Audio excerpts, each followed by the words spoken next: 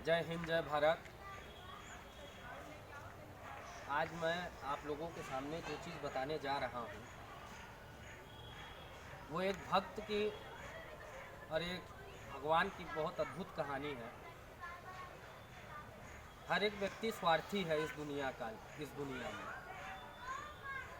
वैसे ही एक भक्त था जिसके अंदर निस्वार्थ प्रेम, निस्वार्थ भाव था, और उस कहानी का नाम है निष्काम भक्ति।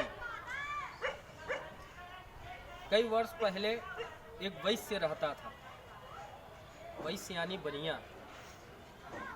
वो अपना जीवन पालन लकड़ी बेच करके सामाजिक कार्यों को व्यतीत करता था। पर उसका एक नियम था, प्रतिदिन वो स्नान करने के बाद देवालय जाता था। श्री वाके बिहारी जी के दर्शन के लिए प्रतिदिन वो जाता था। जब भी वो दर्शन करने जाए उसके साथ बहुत सारे लोग जाएं, और बहुत सारे लोग दर्शन करने के बाद कहते थे कि कितनी अच्छी मूर्त है प्रभु की, कितनी अच्छी मूर्त है प्रभु की।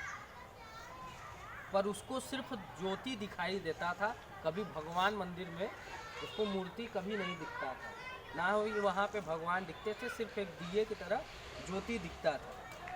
वो बड़ा आश्चर्य में पड़ा कि सब लोग इतना प्रशंसा कर रहे हैं, भगवान का माला कितना अच्छा है, भगवान की मूर्त कितनी अच्छी है, हमको दर्शन नहीं दे रहे हैं, बाकी सब लोग को दर्शन दे रहे हैं। कई दिनों तक उसके साथ यही बीतता रहा। एक दिन उसके मन में बड़ा क्रोध आया और उसने कहा कि हे भाके बिहारी, अगर आज हमको आप दर्शन नहीं दिए तो मैं नदी में कूद करके अपना जान दे दूँगा। भाके बिहारी बड़ा भगवान सोचे कि ये कैसा मेरा भक्त है कि मैं इसके सामने क्या मुँह लेकर के जाऊँ। इसने तो कभी मुझसे कुछ मांगा नहीं, निस्वार्थ है, इसका जो भक्ति है वो निस्वार्थ है, मैं कैसे मुंह लेकर के इसके सामने जाऊँ। उसने 2-3 बार बोला कि अगर कल हमें आप दर्शन नहीं दिए भगवान, तो मैं नदी में कूद करके अपना जान दे दूँगा। रात में एक कोढ़ी मंदिर के बाहर सोया करता था, तो उसके स्वप्न में आकर के भगवान ने कहा कि कल पहला भक्त जो कोई भी मंदिर में दर्शन करने के लिए आएगा उसका पैर पकड़ करके तुम कहना कि मेरा कोढ़ ठीक हो जाए। आप कह दोगे तो मेरा कोढ़ ठीक हो जाएगा। उस भक्त का पैर पकड़ के कहना कि अगर आप कह दोगे तो मेरा कोढ़ ठीक हो जाएगा। कोढ़ी उठा सुबह में और वैश्य स्नान करके प्रतिदिन की भांति वो निकला दर्शन करने के लिए। जब पहुंचा मंदिर के पास तो जो कोढ़ी था उसका पैर पकड़ करके कहने लगा, प्रभु आप कह दीजिए कि मेरा कोढ़ ठीक हो जाए। वो बोला, अरे अरे अरे दूर हटो दूर हटो, मेरे कहने से कैसे कोढ़ ठीक हो जाएगा, चलो चलो हटो हटो हटो। बोला नहीं नहीं, जब तक आप नहीं कहेंगे कि जाओ तुम्हारा कोढ़ ठीक हो जाएगा तब तक मैं यहाँ से नहीं हटूंगा।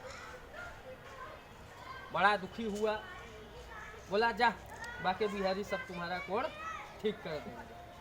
कह करके दर्शन करने के लिए जैसे ही मंदिर में घुसा, देखा साक्षात भगवान वहाँ पे खड़े हुए थे। हाथ जोड़ करके एकदम रोना चालू कर दिया, बोला प्रभु आज हमें आप दर्शन दे दिए। तो भगवान से उसने एक प्रश्न पूछा कि प्रभु एक बात बताइए, मैं कई वर्षों से आपके दर्शन के लिए आ रहा था पर आपने मुझे कभी दर्शन क्यों नहीं दिया। भगवान ने कहा कि मेरे मंदिर में जो कोई भी आता है वह स्वार्थ लेकर के आता है कि हे भगवान मुझे धन प्राप्त हो जाए, हे भगवान मुझे पुत्र प्राप्त हो जाए, हे भगवान मुझे ये प्राप्त हो जाए। सब अपने अपने स्वार्थ से मेरे दर्शन के लिए आता है, तो मैं उसे दर्शन दे देता हूँ मूर्ति रूप में। पर तुम एक ऐसे भक्त थे जो कभी मुझसे कुछ मांगे नहीं, निस्वार्थ तुम्हारा भक्ति था।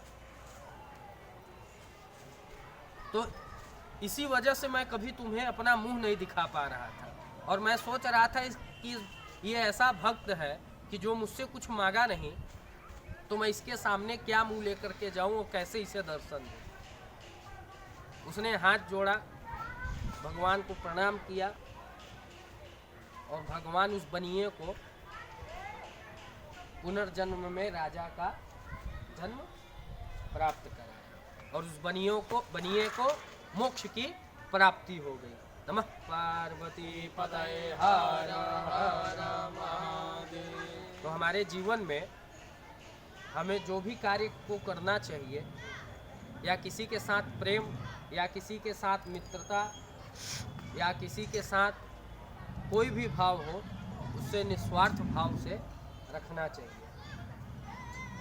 और हमारी भक्ति भी निष्काम भक्ति की तरह होना चाहिए, जिसमें कोई भी स्वार्थ नहीं हो, चाहे वो हमारे देश के लिए हो, चाहे वो हमारे हित के लिए हो, या चाहे वो जगत कल्याण के लिए हो, चाहे वो किसी के भी प्रति हो। हमें हमेशा अपने निष्काम भक्ति को हमेशा देखना चाहिए और रखना चाहिए। जय हिंद, जय भारत।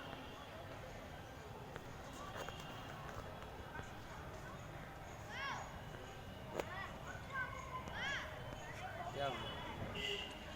जाए बंद नहीं हो रहा।